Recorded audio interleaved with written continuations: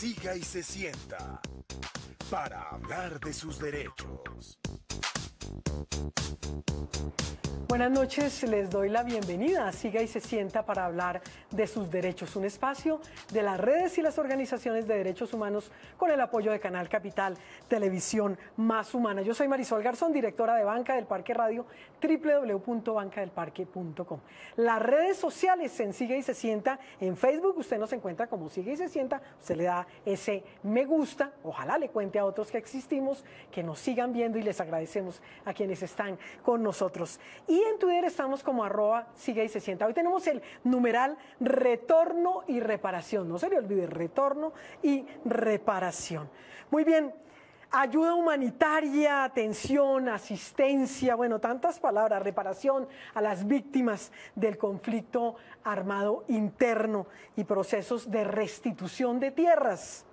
Esas son las promesas que nos hicieron a través de la ley 1448 de la restitución de tierras. Después de 3 años, ¿esas promesas se han cumplido? ¿Sí ha sucedido algo con eso? Pues bien, el tema de hoy es la ley de víctimas y la restitución de tierras. Mis invitados, una de ellas es Claudia Erazo.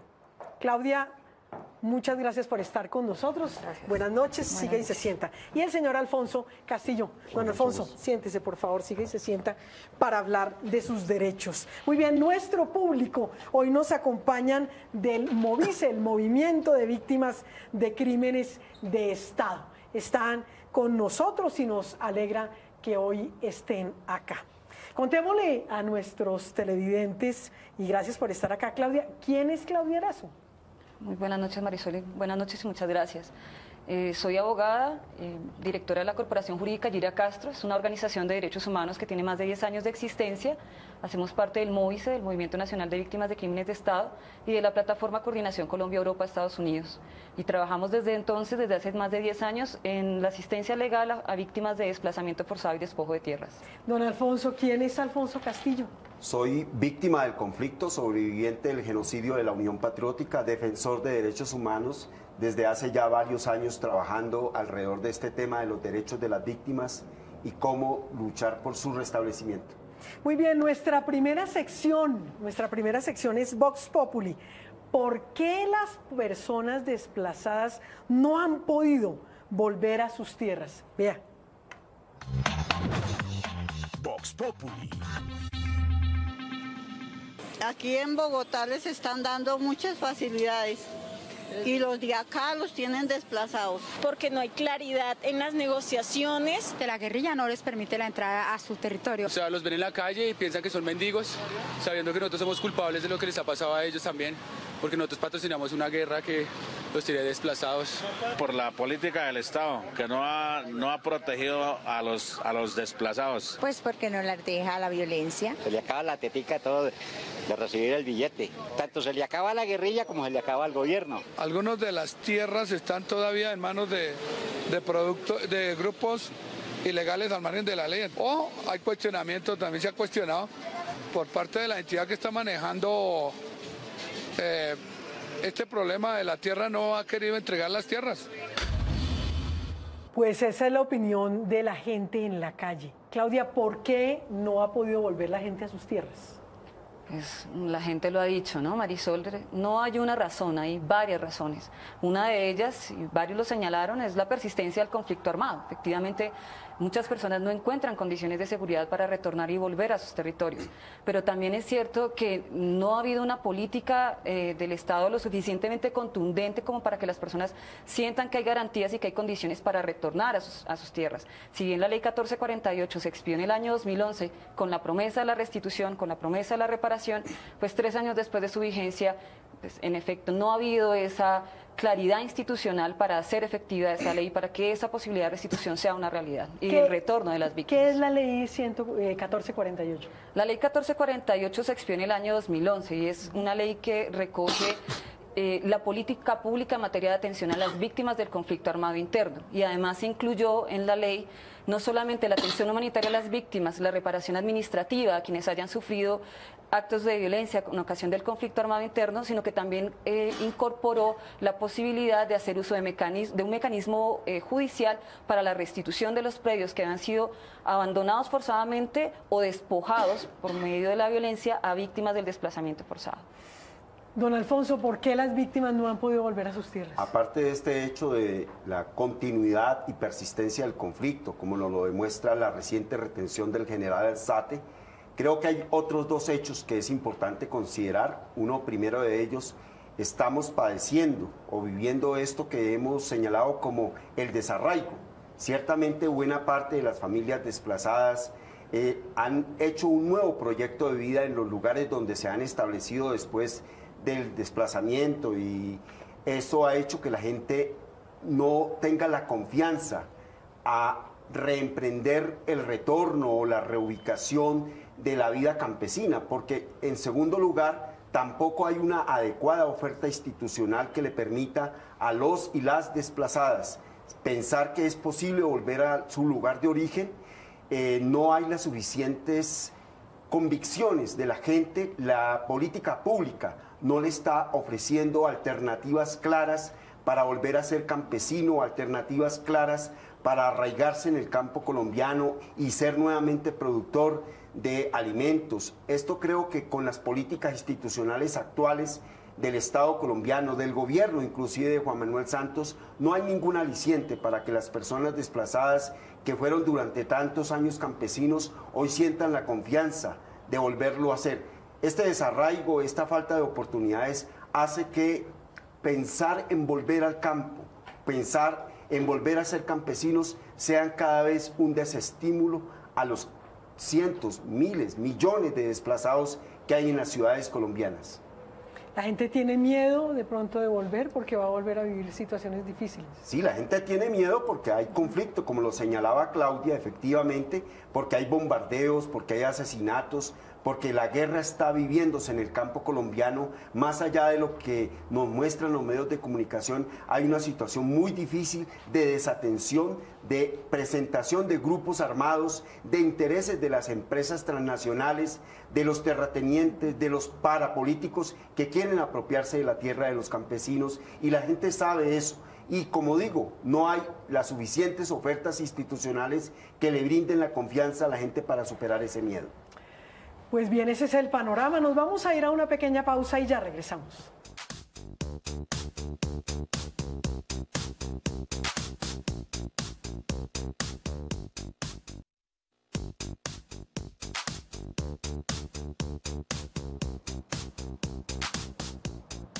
Y continuamos en Siga y se sienta para hablar de sus derechos. Recuerde que estamos en Facebook como Siga y se sienta para que usted le dé ese me gusta, y en Twitter estamos como @Siga y se sienta. Y hoy tenemos el numeral retorno y reparación, las dos condiciones que se necesitan. Venimos con una sección que es bien interesante. Póngale cuidado, así se llama esta sección, y en el día de hoy tenemos el testimonio de varias personas que han sido revictimizadas a partir del marco de esta ley 1448. Póngale cuidado. Póngale cuidado. Me dieron este turno, que es el 17-4640, y me dicen que tengo que en 4 meses presentarme en la Gloria Cesar a reclamar el subsidio en el Banco Agrario.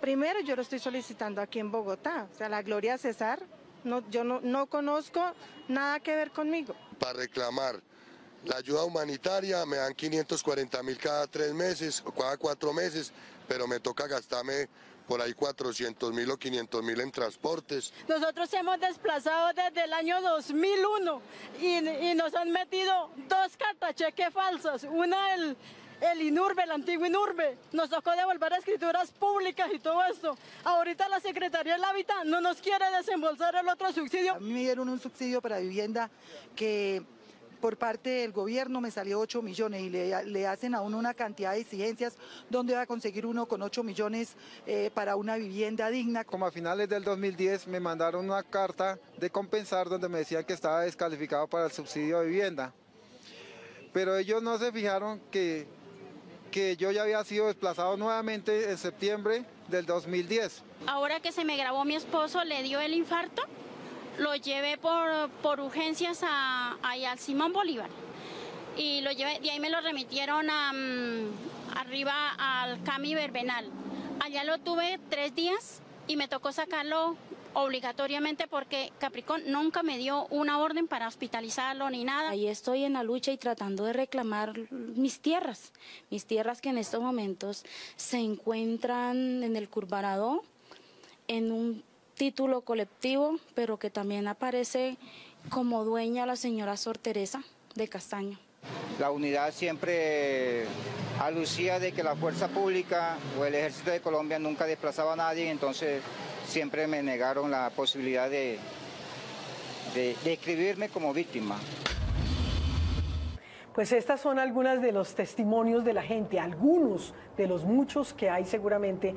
Don Alfonso, oyendo a estas personas en el tema de atención y reparación a las víctimas, ¿cómo es el panorama? Es decir, ¿esto es común? ¿Les están como engañando y diciéndoles muchas cosas que a la hora de la verdad no se las cumplen? Y en cuanto al tema de las tierras, ¿se parece o en qué cambia? Creo que una realidad que nos muestra la ley de víctimas es que para el caso de los desplazados particularmente, la atención ha desmejorado. La oferta institucional aparece en la ley como abundante, se ha creado una institucionalidad, una serie de rutas, pero en la práctica, para los y las desplazadas y en general para las víctimas, la atención concreta, la solución efectiva y pronta de sus necesidades cotidianas, de sus derechos, es todo un enredo que termina por estos turnos infames que nadie los entiende, que nadie entiende su consecutivo ni su punto culminante. Al final, la atención a las víctimas ha hecho que la gente termine revictimizada. Pero esto es en cuanto al tema de la atención de lo que se tenía antes de la ley de víctimas con la ley 387, pero también es así con el tema de la restitución de tierras, que crea un procedimiento para que las personas accedan a la restitución, pero en realidad con unos procedimientos que pasan por la micro y macro focalización, que pasan por unos procedimientos administrativos y judiciales.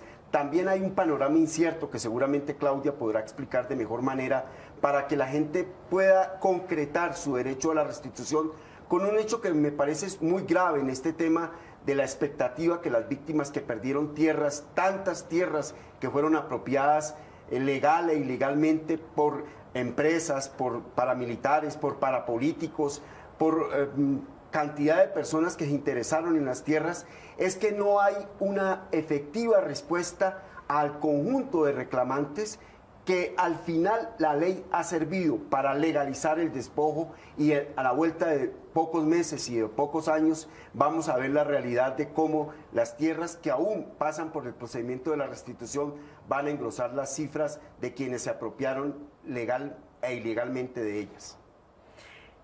Claudia, mucha gente ha sentido que esta ley 1448 debería modificarse porque tiene muchos vacíos. Primero, si podemos ver qué vacíos tienen, pero a su vez las organizaciones, ¿qué propuestas tienen para que esa ley sea diferente respecto a no revictimizar a la gente? Bien, Marisol, mira, creo que es importante que se sepa que tanto las víctimas como el movimiento de derechos humanos ha estado detrás de este proceso de implementación de la ley 1448, incluso desde antes de su expedición. Quienes estaban reclamando mecanismos efectivos de atención a las víctimas y mejoras en la política pública de atención a las víctimas, pues eran las mismas víctimas, sus organizaciones y aquellos que les hemos acompañado durante años.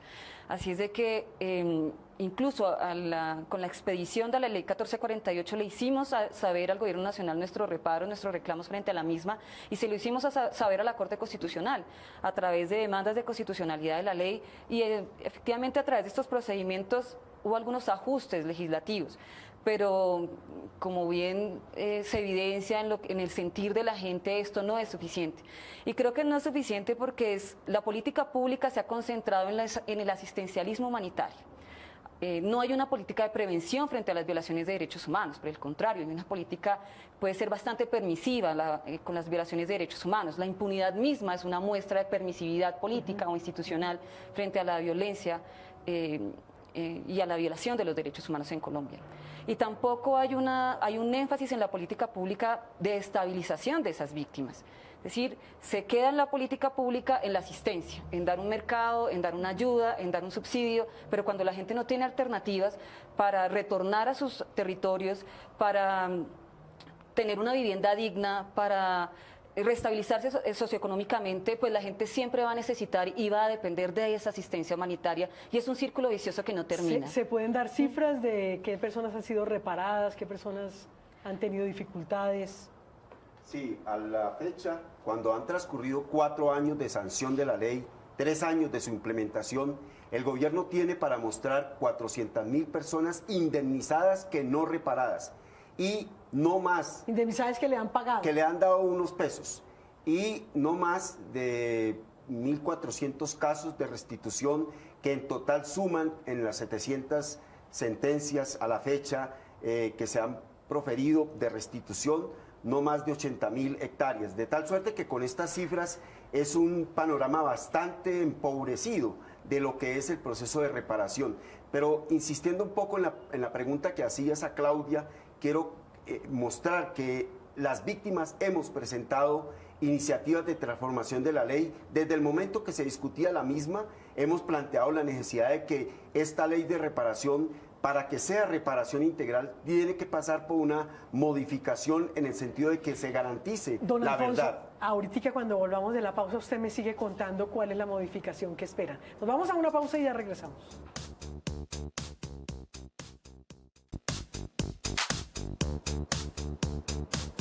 Y continuamos aquí en Sigue y se sienta para hablar de sus derechos. @sigue y se sienta, estamos en Twitter. Y hoy con el numeral retorno y reparación. Las preguntas de nuestro público. Mi nombre es José Forero. Soy sobreviviente del genocidio contra la Unión Patriótica. Mi pregunta es para el señor Alfonso Castillo. Muy reconocido como defensor de derechos humanos y representante de organizaciones de víctimas, ¿qué posibilidad en medio de esta confusión para nosotros las víctimas de un trato más justo en nuestra reparación integral? Creo que lo que deben hacer en este momento de la coyuntura nacional, donde se discuten los derechos de las víctimas en los diálogos de La Habana y que seguramente se va a discutir en otros procesos de diálogos, es empoderarse, es organizarse, movilizarse para que el país entero conozca la realidad de lo que ha sido este proceso de la ley de víctimas, este proceso de la reparación y la restitución, plantear con claridad a Colombia cuál es esta insuficiencia en materia de atención, en materia de reparación, en materia de restitución. Creo que tenemos que visibilizar más a las víctimas, su voz y sus necesidades. Es necesario exigir que haya verdad, pero que también haya justicia, pero que la reparación adicionalmente sea integral. Hasta ahora se ha quedado en una mera indemnización que no logra satisfacer el restablecimiento del proyecto de vida de los colombianos y de las víctimas del conflicto.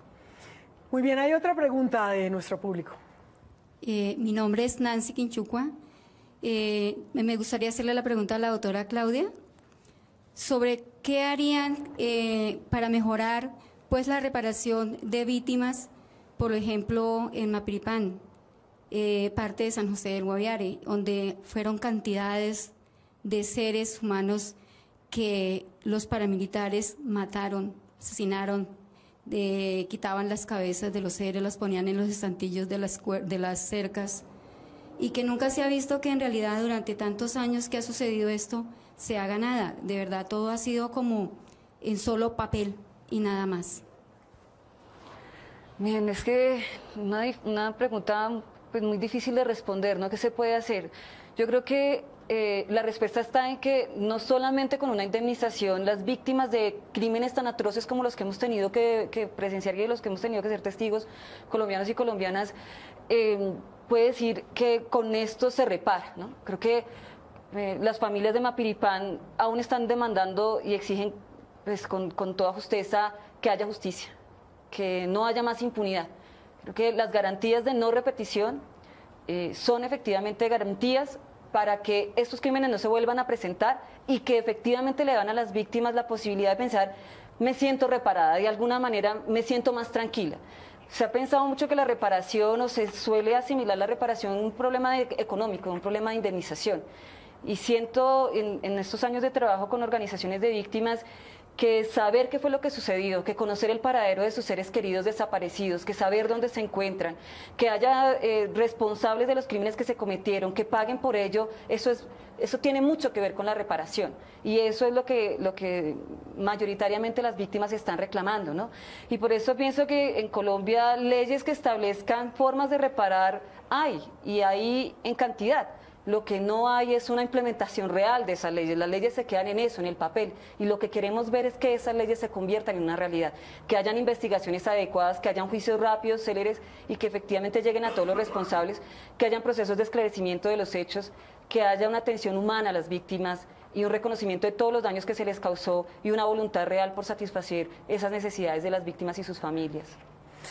Pues muchísimas gracias, Claudia Erazo. Muchísimas gracias, don Alfonso Castillo, y a todos ustedes, a nuestro público que hoy ha estado con nosotros. Nos vamos a ir con esta píldora de derechos humanos. Recuerden que es para que aprendamos. Y hoy vamos a estar hablando de qué es la reparación integral. Vamos a tener a Diego Martínez del CPDH, es decir, el Comité Permanente por la Defensa de los Derechos Humanos, explicándonos qué es eso de la reparación integral. A todos ustedes los esperamos en 8 días. Yo soy Marisol Garzón. Recuerden visitar nuestra página www.bancadelparque.com. Píldora de Derechos Humanos. La reparación integral es el conjunto de medidas tendientes a desaparecer los efectos de las violaciones de los derechos humanos. Reparación no es solo plata, reparación significa también medidas de no repetición, reparación significa también actos simbólicos, reconstrucción de la memoria histórica. También puede tener un componente de tipo individual, es decir, la reparación también puede exigirse por parte de aquellas personas que sufrieron el daño, pero también por parte de las organizaciones sociales que han sufrido daños o de los grupos sociales que han sufrido daños. Aquí el único que repara no es el gobierno nacional a través de la ley de víctimas, que muchos hemos manifestado algunas críticas, sino también las víctimas tienen la posibilidad de acudir a los sistemas judiciales para ser reparadas, a las autoridades como la Defensoría del Pueblo, las personerías, las alcaldías municipales o distritales a fin de iniciar todo el proceso de solicitud de reparación.